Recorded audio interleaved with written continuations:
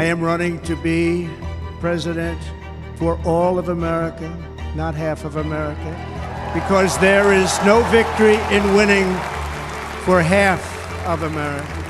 I will tell you exactly what happened, and you'll never hear it from me a second time because it's actually too painful to tell.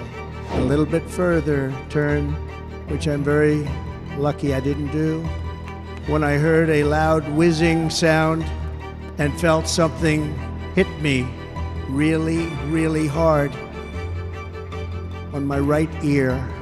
There was blood pouring everywhere, and yet in a certain way I felt very safe because I had God on my side. Friends, delegates, and fellow citizens, I stand before you this evening with a message of confidence, strength, and hope.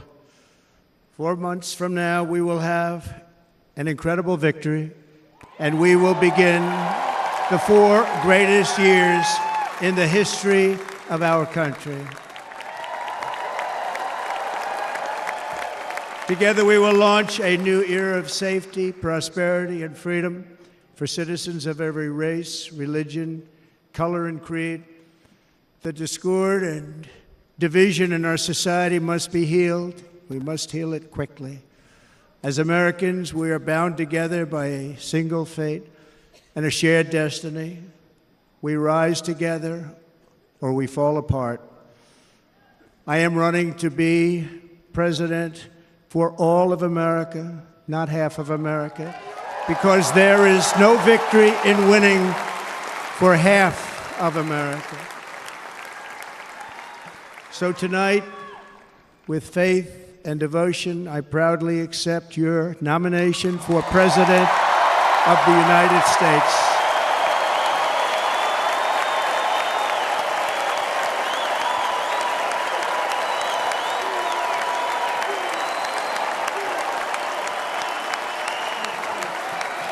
Thank you.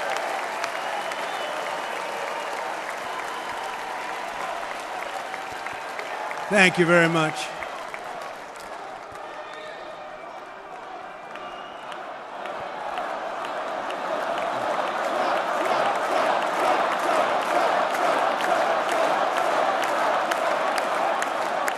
Thank you very much.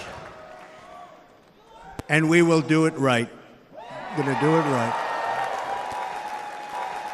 Let me begin this evening by expressing my gratitude to the American people for your outpouring of love and support following the assassination attempt at my rally on Saturday.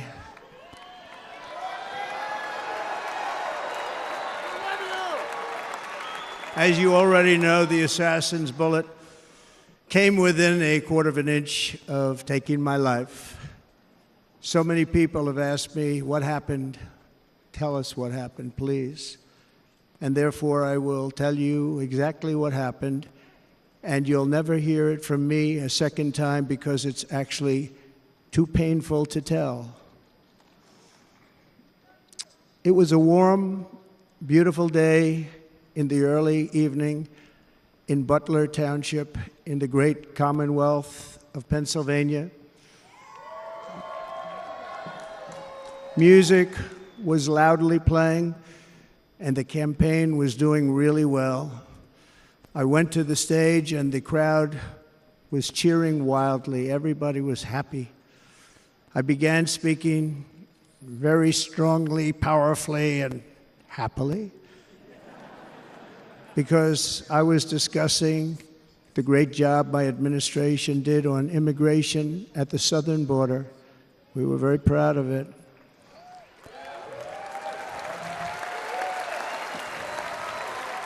Behind me and to the right was a large screen that was displaying a chart of border crossings under my leadership. The numbers were absolutely amazing. In order to see the chart, I started to, like this, turn to my right and was ready to begin a little bit further turn, which I'm very lucky I didn't do, when I heard a loud whizzing sound and felt something hit me really, really hard on my right ear. I said to myself, wow, what was that? It can only be a bullet. And moved my right hand to my ear, brought it down. My hand was covered with blood, just absolutely blood all over the place. I immediately knew it was very serious, that we were under attack, and in one movement proceeded to drop to the ground. Bullets were continuing to fly as very brave Secret Service agents rushed to the stage, and they really did. They rushed to the stage.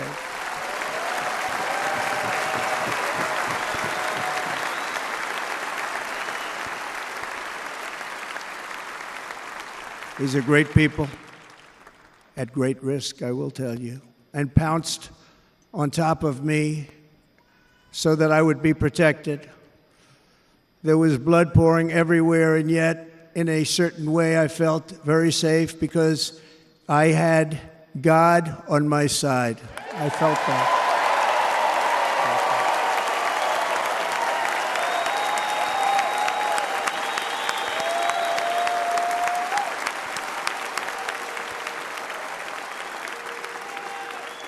The amazing thing is that prior to the shot, if I had not moved my head at that very last instant, the assassin's bullet would have perfectly hit its mark, and I would not be here tonight. We would not be together. The most incredible aspect of what took place on that terrible evening in the fading sun was actually seen later. In almost all cases, as you probably know, and when even a single bullet is fired, just a single bullet, and we had many bullets that were being fired, crowds run for the exits or stampede, but not in this case. It's very unusual.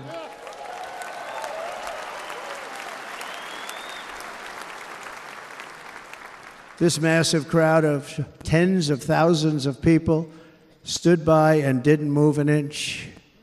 In fact, many of them bravely but automatically stood up looking for where the sniper would be. They knew immediately it was a sniper, and then began pointing at him. You can see that if you look at the group behind me. That was just a small group compared to what was in front.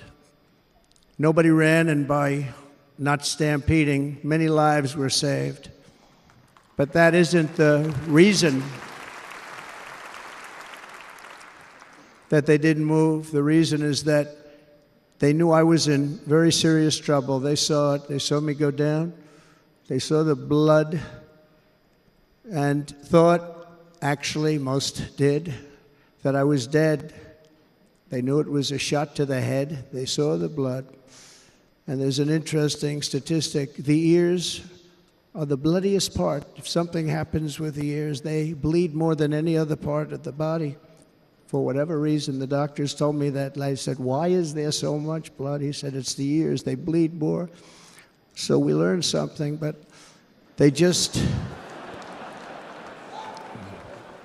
this beautiful crowd, they didn't want to leave me. They knew I was in trouble. They didn't want to leave me. And you can see that love written all over their faces. Incredible people. They're incredible people. Bullets were flying over us, yet I felt serene. But now the Secret Service agents were putting themselves in peril. They were in very dangerous territory. Bullets were flying right over them, missing them by a very small amount of inches. And then it all stopped. Our Secret Service sniper, from a much greater distance and with only one bullet used, took the assassin's life, took him out.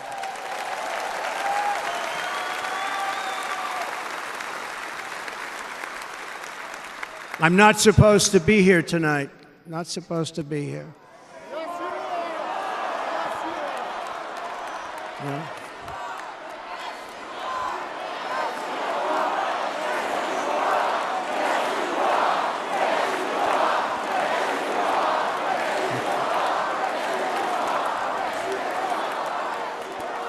Thank you.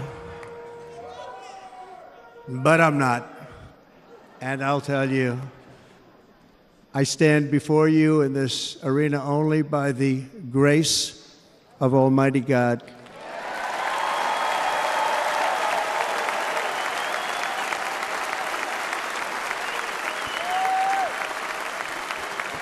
In watching the reports over the last few days, many people say it was a providential moment. Probably was. When I rose, surrounded by Secret Service, the crowd was confused because they thought I was dead, and there was great, great sorrow. I could see that on their faces as I looked out. They didn't know I was looking out. They thought it was over. But I could see it, and I wanted to do something to let them know I was okay. I raised my right arm, looked at the thousands and thousands of people that were breathlessly waiting, and started shouting, "Fight, fight, fight."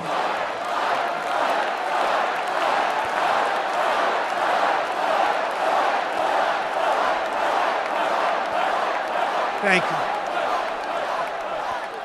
you. Once my clenched fist went up, and it was high into the air. You've all seen that. The crowd realized I was okay and roared with pride for our country like no crowd I have ever heard before.